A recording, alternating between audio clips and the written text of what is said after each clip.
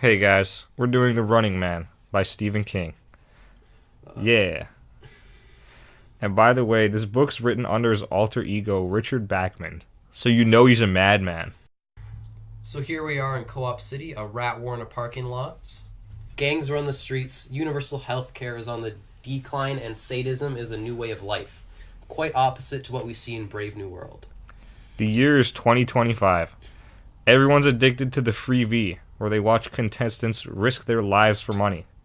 All the contestants are lower class citizens with nothing to lose. This sadistic form of entertainment is all the world craves. So let's see through the eyes of Ben Richards, our protagonist in the story. Look at this man. This is a sad man. Now, Ben Richards is a low-class citizen living with his wife Shayla and his daughter Kathy, who has fallen gravely ill. Ben Richards is unable to find work and pay for her medicine and refuses to use the drugstore's useless pills. So what does he do in this situation? He enters the games. A little more dangerous than those. Mr. Richards goes to the government-sanctioned Ben... Ben...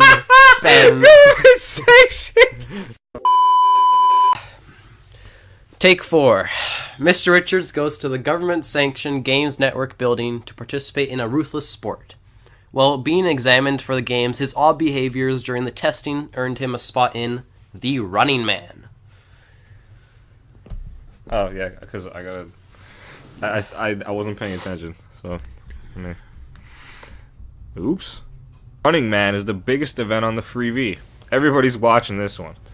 There are 2 contestants, and they're both given 6,000 new dollars, which is the upper class currency. They are also given a video camera with 60 tapes. They're allowed to do anything with the money, but they must submit 2 videotapes every day by mail, which are said to not be tracked by the Games Network, but they knowingly still are. Furthermore, there's a trained group called the Hunters, which track down the running men and attempts to kill them. That's enough summarizing. Let's get to the connections. We found that Ben Richards is very similar to Bernard from Brave New World in the sense that they are both outcasts to society. By participating in The Running Man, the public turns against Richards. When one of Ben's tapes is being played, he tries to spread the truth about the fake nose filters and rising cancer rates, but the audio is edited to make him say, "Fuck all pigs, I'm gonna kill every pig I see." Pig referring to the police, of course.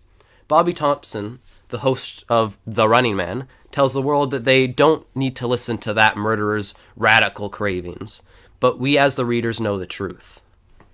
Comparably, Bernard goes against the system by trying to find a deeper meaning to life, and not just having sex and taking soma, both government-forced activities. He is shunned by Lenina for wanting a more substantial existence, and no matter what he does, she can't seem to break out of the spell that the world state has cast on her. Bernard is brought to Mustafa by the police, and he is sentenced to exile on the Falkland Islands.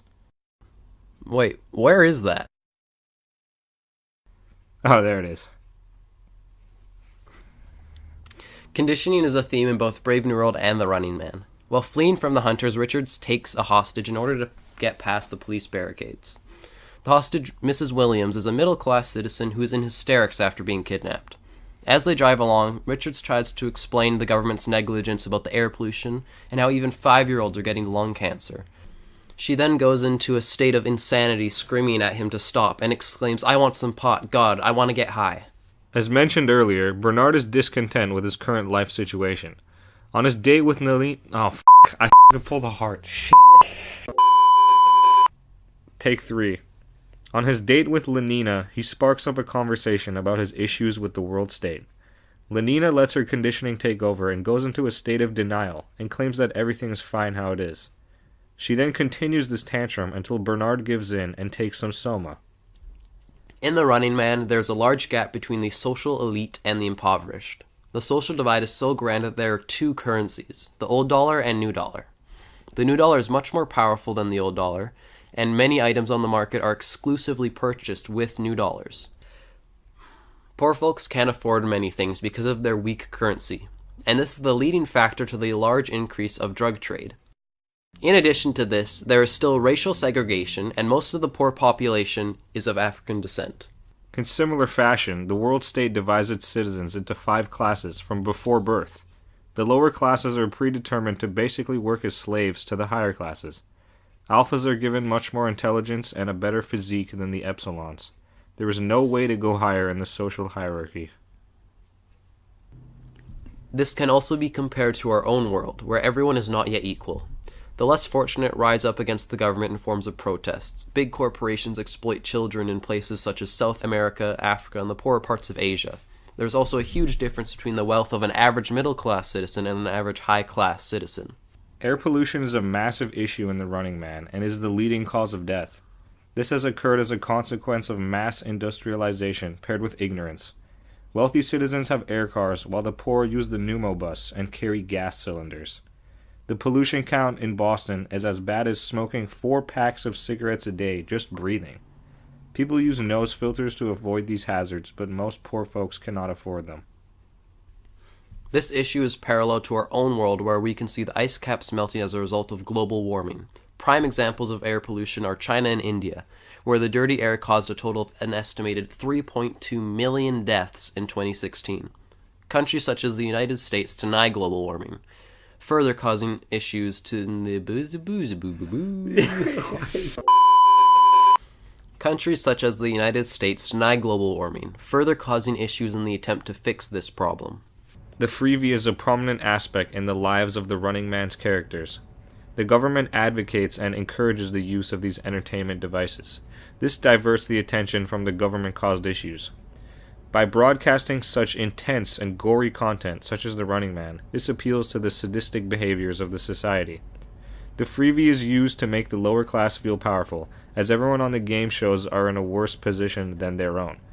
Moreover, drugs such as San Francisco Push and Skag are rampant in the streets.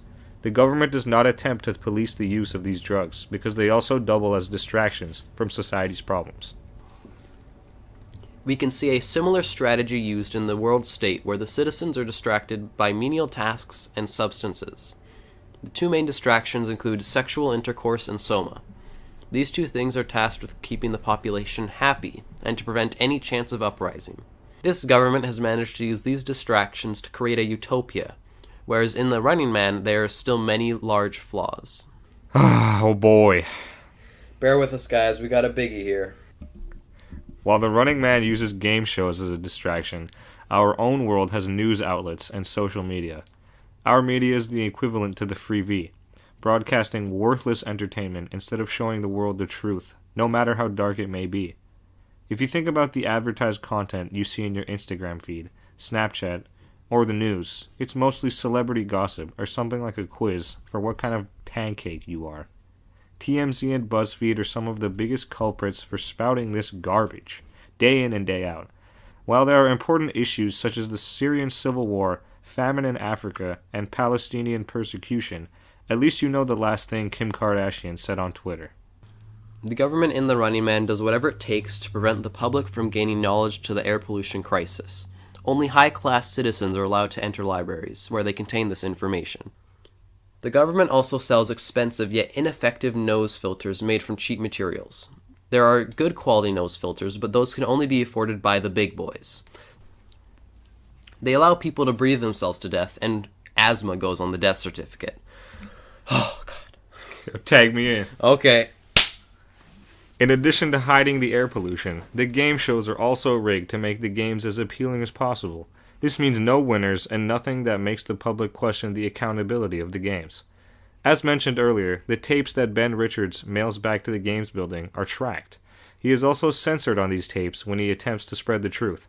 If someone were to win on one of these shows, they would no longer be low-class citizens, and they would have a platform where they could expose the problems they faced during their poverty. Censorship, fake news, and bribery are just the few examples of corruption in our world. During the Arab Spring, the people of Egypt, Libya, and Syria were denied access to the internet, which prevented them from spreading their message as well as denying them freedom of speech. In the United States, politicians, judges, and news networks are being bribed in order to convey the message of the highest bidder. On CNN, when certain things are said that go against the views of the broadcaster, even if they may be true, they are often cut off while speaking or dropped completely from their interview or conversation. Now let's move on to the literary elements. We have 2 of them.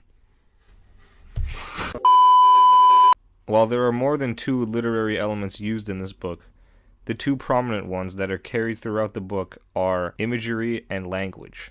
Richards describes the streets of Co-op City as ghostly, deserted, and a pile of warm crap, giving you a real illustrative image of his surroundings.